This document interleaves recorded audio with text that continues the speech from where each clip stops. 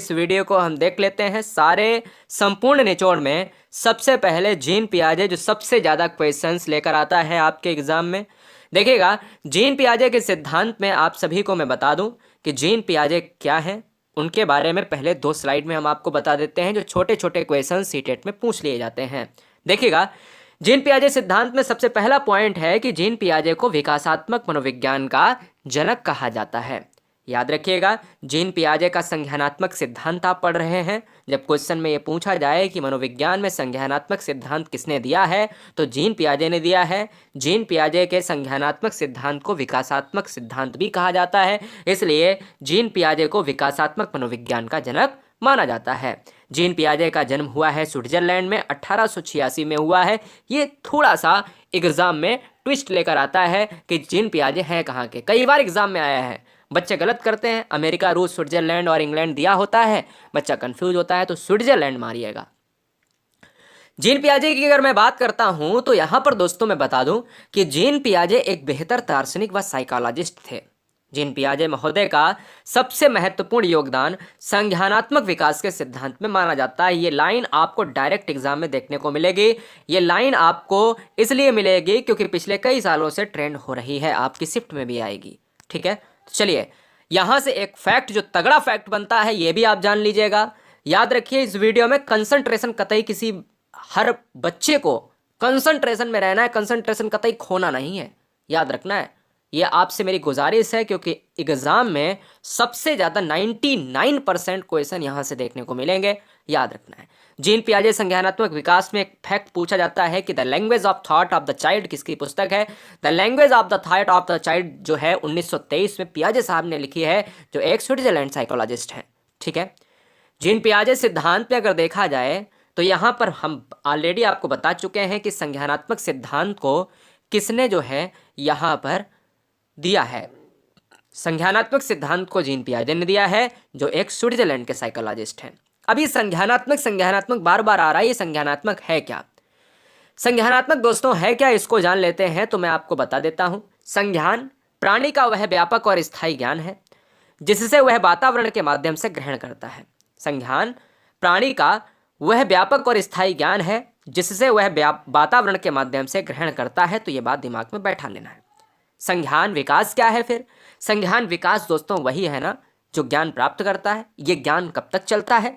संज्ञान विकास एक्चुअल में चलता है शैशवावस्था से प्रारंभ होकर जीवन पर्यंत चलता है। ये लाइन भी पिछली बार एग्जाम में कई बार पूछी गई है, ठीक है ना, याद रखिएगा। चलिए आइए जानते हैं दोस्तों जीन पियाजे के सिद्धांत को एक बड़े रूप में, कि इन्होंने कौन से सिद्धांत को किस तरीके से दिया है, कितने स्तर बताए हैं, और उन स्तर से जो क्वेश्चन आते हैं छोटे छोटे वो एग्जाम में कैसे आप सॉल्व करेंगे या करेंगी। यदि आप पहली बार हैं तो चैनल को ईमानदारी से सिलेक्शन के लिए ईमानदारी से सब्सक्राइब कर लें, क्योंकि हम केवल अध्यापक अध्यापिका बनाते हैं। जीन पियाजे के सिद्धांत में 4 स्तर हैं, तो 4 स्तरों को बांटा है। तो क्वेश्चन में कई बार पूछा गया है कितने स्तर हैं, 5 हैं, 4 हैं, 7 हैं या 1 हैं। तो आपको याद रखना है 4 स्तर हैं, और वो 4 स्तर ये रहे। पहला स्तर ये है, दूसरा स्तर ये है, तीसरा स्तर ये है और चौथा स्तर ये है। संज्ञानात्मक विकास की अवस्थाओं में पहला है संवेदीगामक अवस्था, दूसरा है पूर्व संक्रियात्मक अवस्था, तीसरा है मूर्त संक्रियात्मक अवस्था और चौथा है औपचारिक संक्रियात्मक अवस्था। इस औपचारिक संक्रियात्मक अवस्था को ही अमूर्त अवस्था भी कहा जाता है। क्या कहा जाता है बेटा?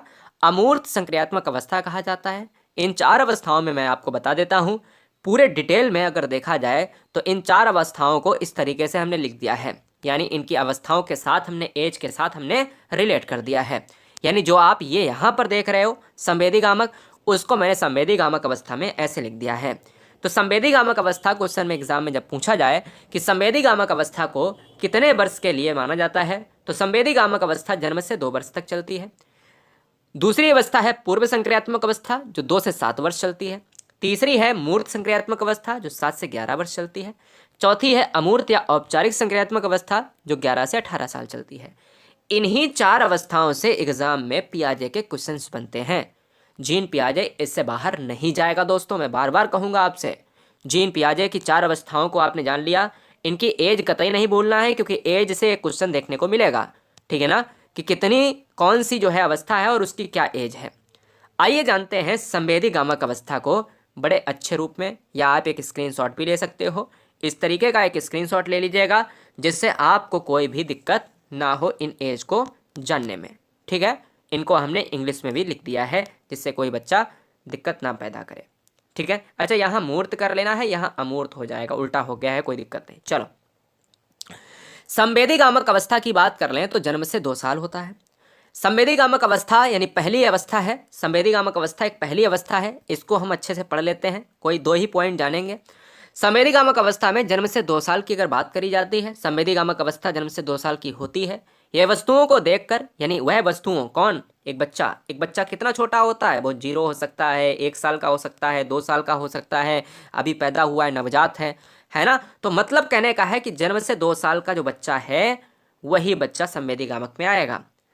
वह वस्तुओं को देखकर, सुनकर, स्पर्श करके, गंध के द्वारा और स्वाद के माध्यम से ज्ञान को ग्रहण करता है। क्यों? क्योंकि बच्चा छोटा है। बच्चे इंद्रियों के द्वारा कार्य करते हैं, नाक, कान, जो भी है, त्वचा है, आंखें हैं, कान हैं, है ना, इनसे। रोएगा तो भैया आंखें, भूख लगी है, सुनेगा, प्रतिक्रिया करेगा, देखेगा आपकी तरफ से आवाज़ कहाँ से आ रही। परिचितों का मुस्कान के साथ स्वागत करता है तथा आप परिचितों को देखकर भय का, यानी जो वैसे परिचित हो, अपरिचित, यहाँ पर क्या होना चाहिए, अपरिचित को देखकर भय का प्रदर्शन करता है कि भाई हमें नुकसान हो सकता है क्योंकि मैं उसे जानता नहीं हूँ या जानती नहीं हूँ। अब देखिए, बच्चे इंद्रियों के द्वारा जो है क्या करते हैं, अपना कार्य करते हैं। जैसे नाक, आँख, कान, त्वचा या नाक क्रियाएं पकड़, यानी ध्यान दीजिएगा, गामक क्रियाएं, यहाँ गामक कर लेना, ये गामक क्रियाएं होती हैं। अब जैसे गामक क्रियाओं की अगर मैं बात करूँ तो ये पकड़ना, खेलना, लिखना, ये क्या है, गामक क्रियाएं हैं। तो ये जैसे अगर कोई प्लास्टिक का आप पॉइंट रख दीजिएगा, प्लास्टिक का खिलौना रख दीजिएगा तो ये पकड़ लेंगे, तो इसको कहा जाता है गामक क्रियाएं। और ये जो हमने ये वाला इतना पॉइंट लिखा है, ये है बच्चे इंद्रियों के द्वारा सीखते हैं। आइए दूसरी अवस्था जानते हैं। पूर्व संक्रियात्मक अवस्था में क्या करता है कि बच्चा, यहाँ से पहला क्वेश्चन तो यही पूछा जाता है कि पूर्व संक्रियात्मक अवस्था की एज क्या होती है, 2 से 7 साल होती है। इस अवस्था में बालक पड़ोसी बच्चों के साथ खेलता है, क्योंकि बच्चा बड़ा हो चुका होता है थोड़ा सा। अब थोड़ा सा बड़ा हो चुका होता है तो खेलेगा ही खेलेगा, उसके मित्र हो जाएंगे। बालक शब्दों व प्रतीकों का ज्ञान प्राप्त करता है और उन्हें प्रयोग करता है और प्रतीकात्मक खेल खेलता है। आप प्रतीकात्मक खेल की बात करो, आप छोटे छोटे बच्चों के बीच में खेल की बात करो, है ना। अब देखिएगा, टोली में हम लोग भी खेला करते थे। तो 2 से 7 साल का बच्चा होता है, छुपा छुपाई खेलता है ना, भाग दौड़ वाली, जितने भी भाग दौड़ वाले गेम्स होते हैं वो खेलते हैं। तो ये चीज़ें आपको याद रखना है। पूर्व संक्रियात्मक अवस्था में खिलौने की आयु, यानी खिलौने की आयु जो है किस अवस्था को कहा जाता है, ये डायरेक्ट क्वेश्चंस बनेगा, इंपॉर्टेंट है। खिलौने की आयु इसी अवस्था को कहा जाता है। इस दौरान उसमें भाषा का विकास प्रारंभ हो जाता है। वेरी वेरी मोस्ट इंपॉर्टेंट, क्योंकि बच्चा इस समय 2 से 7 साल के बीच में आ गया है। पूर्व संक्रियात्मक अवस्था की अगर मैं बात करूं तो बस ये बहुत इंपॉर्टेंट पॉइंट है। क्वेश्चन में आता है कि बच्चा वस्तु स्थायित्व को कब जागृत करता है, कौन सी अवस्था में जागृत होता है। तो वस्तु स्थायित्व का भाव जो है जागृत कौन सी अवस्था में होता है, इसी 2 से 7 साल पूर्व संक्रियात्मक अवस्था के अंतर्गत। निर्जीव वस्तुओं में सजीव चिंतन करने लगता है, इसे जीववाद कहा जाता है। ठीक है, याद रखना है। प्रतीकात्मक सोच पाई जाती है किसमें, पूर्व संक्रियात्मक अवस्था 2 से 7 वर्ष के अंदर। पूर्व संक्रियात्मक अवस्था में अगर देखा जाए, अनुकरणशीलता पाई जाती है, बच्चा दूसरों को देखकर सीखता है। अनुकरण का मतलब होता है नकल करके सीखना, दूसरे जैसा करेंगे, जैसा माता करेगी वैसा करेंगे, जैसा पिता करेगा, पिता गाली देगा तो गाली सीखेगा, अच्छा काम करेगा तो अच्छा काम करेगा। शिशु अहमवादी होता है तथा दूसरों को कम महत्व देता है, यानी अहमवादी, मैं ही सर्वोपरि हूँ, मैं ही सबसे बढ़िया हूँ, मेरे अलावा कोई नहीं। 2 से 7 साल का बच्चा एक ऐसा बच्चा होता है, उसके अंदर अहम आ जाता है और वो दूसरों को कम महत्व देता है, दूसरे कुछ नहीं है, मैं ही सर्वे सर्वा हूँ, मैं ही भगवान हूँ, मैं ही ईश्वर हूँ, मुझसे बड़ा कोई नहीं, मैं सबसे बलवान हूँ या बलवती हूँ, याद रखिएगा, है ना। बहुत बढ़िया। आइए तीसरी अवस्था जान लेते हैं, मूर्त संक्रियात्मक अवस्था। सुपर फास्ट क्विक रिवीजन में वीडियो अच्छी लग रही हो तो लाइक ज़रूर कर लेना, क्योंकि हम चाहते हैं कि बिल्कुल नो बकवास, ओनली टॉपिक की बात करी जाए। मूर्त संक्रियात्मक अवस्था 7 से 11 साल की होती है बेटा, और यह अवस्था 7 से 11 साल की अवस्था जो होती है, इस अवस्था में बालक का चिंतन और तर्क करना शुरू हो जाता है। यानी इस अवस्था में बालक चिंतन करता है, तर्क करता है। ये सब अवस्थाओं के अंतर्गत, मूर्त संक्रियात्मक अवस्थाओं के अंतर्गत आता है। बच्चा हर चीज़ को जानने लगता है। बच्चा अगर आप कोई चीज़ बता रहे हो तो उसके बारे में और डीप डीप में जाएगा, कहेगा अरे ये पापा कैसे हुआ, ये मम्मी कैसे हुआ, अच्छा ऐसे हुआ, तो ये कैसे, ये क्यों हुआ, अच्छा इस तरीके से हुआ, तो ये तर्क करता है। तर्क करने का मतलब होता है कि हर चीज के पहलू को जानना, है ना, जिससे क्या होती है, जिज्ञासा बढ़ती है, सक्रियता बढ़ती है, रचनात्मक चीजें उसके अंतर्गत आती हैं। मूर्त संक्रियात्मक अवस्था 7 से 11 साल की जो तीसरी अवस्था है, इसमें अगला पॉइंट है कि इस अवस्था में बालक दिन, तारीख, समय, महीना आदि बताने के योग्य हो जाता है। क्वेश्चन में अगर आ जाए कि कौन सी अवस्था में पियाजे की कौन सी अवस्था में पियाजे की कौन सी अवस्था में बच्चा तारीख, महीना और समय यानी एक घड़ी देखने लगता है, या ऐसे आ जाए कि पियाजे की कौन सी अवस्था में बच्चा क्लॉक को देखने लगता है, घड़ी में समय को बताने लगता है, तो वो है मूर्त संक्रियात्मक अवस्था 7 से 11 साल। इस अवस्था में बालक सही अनुपात, अंतर, आकार, भार, क्रम आदि को समझने लगता है। बच्चा, अगर आप सही तरीके से किसी चीज़ को बाजार से मंगाते हो, बच्चा जानता है कि 1 किलो अगर सब्जी मंगाई है तो वो जानता है कि हाँ ये 1 किलो का बांट है, 1 किलो का है। 2 किलो मंगाई, उसको पता होता है कि हाँ ये, उसको ये पता होता है कि वो 11 और 12 में कौन सी बड़ी संख्या है, उसको ये पता होता है कि वो अंतर कर पाता है, वजन में अंतर कर पाता है, चीज़ों में अंतर कर पाता है, क्रम में अंतर कर पाता है, क्रम के बारे में जानता है कि भाई 12 बड़ा छोटा है और 15 बड़ा है ना। तो इस तरीके से वो गिनती, यानी कुल मिलाकर अगर कहा जाए गणितीय संक्रिया को बच्चा गणित के बारे में अच्छी समझ रखने लगता है, मूर्त चिंतन प्रारंभ कर देता है। ये क्वेश्चन इतना एग्जाम में पूछा गया है। क्वेश्चन में कहता है पियाजे की कौन सी अवस्था के अनुसार बच्चा मूर्त चिंतन करता है, तुरंत मूर्त देखो, मूर्त लगा दो। ठीक है, आइए हम अंतिम अवस्था, चौथी अवस्था पर आते हैं। औपचारिक संक्रियात्मक अवस्था को बच्चा अमूर्त संक्रियात्मक अवस्था भी कहता है। अब ध्यान दीजिएगा, औपचारिक संक्रियात्मक अवस्था 11 से 18 वर्ष चलती है। यह 11 से 14 वर्ष या 11 से 18 वर्ष, देखिए 11 से 14 वर्ष भी लिखा है मैंने, 11 से 18 वर्ष भी लिखा है, तो आपको घबराने की आवश्यकता नहीं। 11 से 14 वर्ष या 11 से ऊपर आप कह सकते हो, इतनी ही आपको समझ रखनी है, ज़्यादा परेशानी आपको नहीं रखनी है, आपको टेंशन नहीं लेना है। 11 से ऊपर रखनी है, 11 से 14 मिल जाए 11 से 14 ठोक दो, 11 से 18 मिल जाए 11 से 18 ठोक दो। वैसे आपको 11 से ऊपर याद रखना है, दोनों ऑप्शन नहीं मिलेंगे।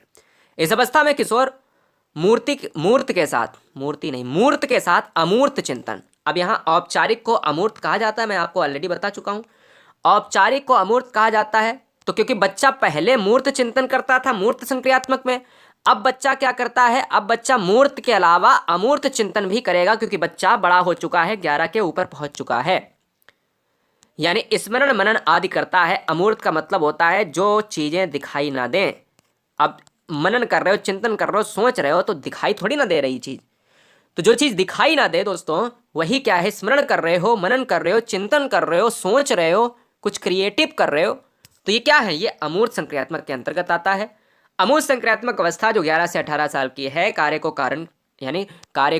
कारण समझता है, यानी कार्य में अंतर करना जानता है, यारे ये ऐसा है, समाज के नियमों को जानता है, इसलिए इसे तार्किक चिंतन की अवस्था कहा जाता है।